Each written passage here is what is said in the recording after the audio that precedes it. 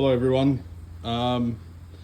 Here is my r1200gs 2004 model that I am currently rebuilding. So new clutch, basically, common issue, the splines were stripped.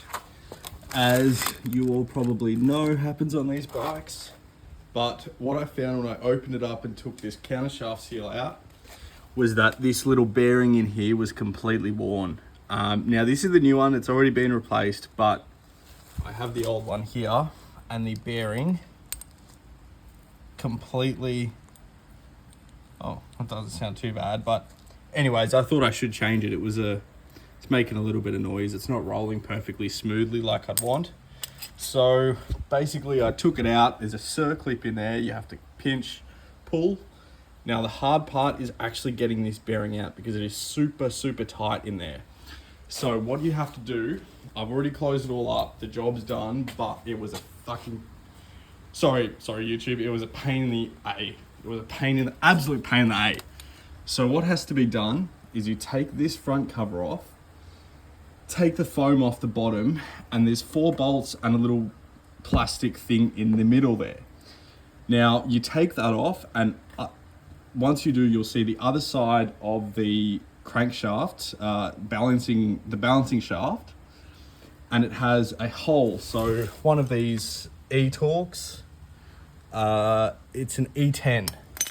What you have to do is you have to crack it loose, and then the bolt will come out and you'll be able to slide the countershaft out the back. And if you just pull it, it will literally just pull out the back with a pair of pliers. Be careful not to damage the splines, and you'll be able to have that whole countershaft out. Now, I tried last night, I didn't have a puller. I tried for hours and hours, a million different techniques with a screwdriver, with the bolt and a screwdriver. I could not for the life of me get the old bearing out. So what you have to do is you have to go and bite the bullet and buy one of these tools. It is it's a blind bearing puller, and you'll use one of these. I can't remember which one. I think this one. You'll work it out. And you basically thread it into the back of the bearing, thread it onto this slide hammer, and bang, bang, and you'll be able to pull that bearing out. Now, when I pulled the bearing out, it was super tight, and actually the last pull, I was pulling, yanked, and it threw me back here. That's how tight that bloody thing is in there. So, just a little bit of advice. I hope someone can sort of put this together. I wasn't able to record the process because I was so busy struggling. I just wanted to get it done. And there's not another video about how to do this.